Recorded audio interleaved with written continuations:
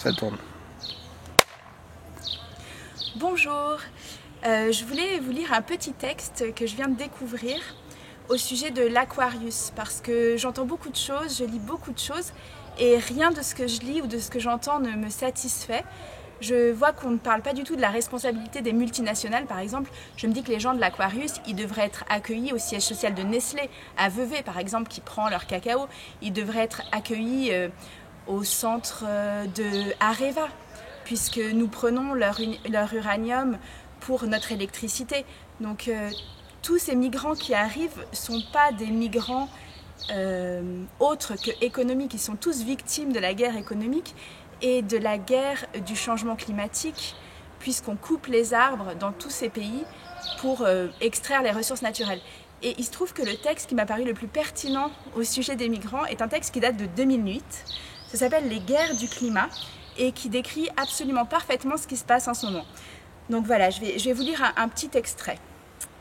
Après toutes les conséquences sociales du climat qu'a évoqué ce livre, il ne devrait pas être difficile de se représenter à quel point le monde, dans un petit nombre de décennies, sera différent de ce qu'il est aujourd'hui, et l'on peut craindre que dans plus d'une région, il soit pire, pour ce qui sera des possibilités de survie des hommes.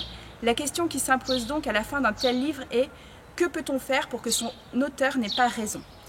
L'une des nombreuses possibilités d'action est aussi simple que naturelle, c'est continuer comme d'habitude. Cette possibilité prévoit la poursuite de la croissance économique, donc la poursuite de l'exploitation des énergies fossiles importées et autres matières premières, ce qui, à moyen terme, aboutira à ce qu'on limite systématiquement l'aide et le soutien aux sociétés confrontées à des difficultés toujours plus grandes. Une telle stratégie pour le futur se résigne, par exemple, à mettre de l'essence de plus en plus dans le carburant, à mettre dans l'essence de plus en plus de carburant d'origine végétale afin de retarder le moment où le pétrole sera épuisé.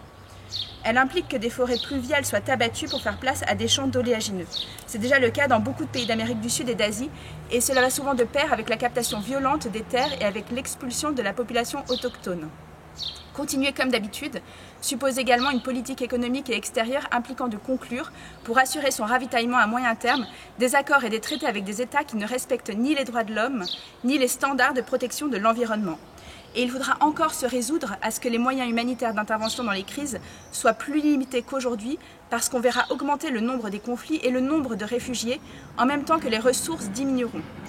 Il faudra donc répartir l'aide de façon plus ciblée, ce qui signifiera inversement que tel pays et telle région s'en trouveront exclus.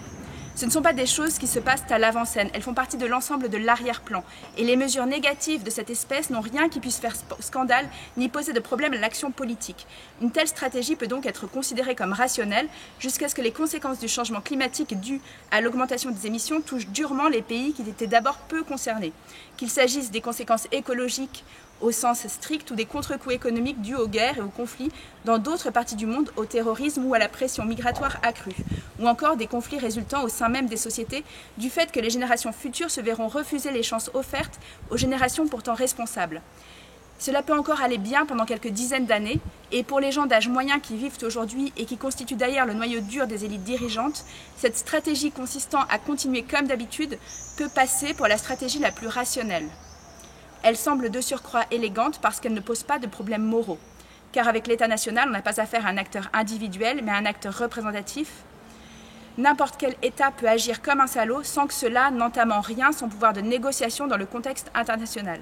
Si l'on décline cette stratégie en descendant au niveau de l'individu, on aurait affaire à une personnalité pathologique qui ne voit pas le moindre problème à gagner 70 fois plus que tous les autres, tout en consommant massivement leurs matières premières, qui consomme pour cela 15 fois plus d'énergie, d'eau et de denrées alimentaires, et qui rejette dans son environnement 9 fois plus de substances nocives que des personnes moins favorisées. Cette personnalité sociopathologique se désintéresse catégoriquement des conditions de vie de ses enfants et petits-enfants. Avec tout cela, il admet parfaitement que par sa faute et celle de ses semblables, 825 millions de personnes souffrent de la faim dans le monde et que 20 millions soient en fuite. Un être pareil serait considéré selon tous les critères normatifs comme impossible à intégrer socialement ou tout simplement comme un dangereux parasite qu'il faudrait empêcher de continuer à nuire et le plus tôt serait le mieux. Mais comme les acteurs collectifs échappent aux jugements moraux, comme ce sont uniquement des représentants des États, des institutions, des cartels et des entreprises qui dessinent les chemins d'action et qu'ils peuvent à tout moment prendre subjectivement leur distance par rapport à leurs actes, la moralité en tant que catégorie n'apparaît nullement dans la politique internationale. C'est pourquoi les membres de sociétés peuvent se considérer comme des personnes agissant moralement, même quand le collectif qu'ils constituent a un comportement amoral. Si soucieux de justice entre les générations et la survie du genre humain, on ne se satisfait pas de cette solution, on a le choix entre 3 types d'actions pour améliorer les choses. Le premier, qui est aussi le plus répandu, consiste à personnaliser le problème et sa résolution. C'est ainsi qu'un livre récent sur le changement climatique intitulé « La révolution du climat » dresse une liste de 100 trucs pour sauver le monde. Apprendre aux enfants à respecter le climat, n'allumer le lave-vaisselle que quand il est plein, pratiquer le covoiturage ou trier ses déchets. Ce qui est manifestement une bonne chose contre le réchauffement climatique, mais il y a une disproportion grotesque entre ce genre de propositions et l'ampleur du problème auquel on est confronté, mais ils réduisent radicalement le niveau et la complexité des responsabilités des obligations liées au changement climatique en individualisant celles-ci.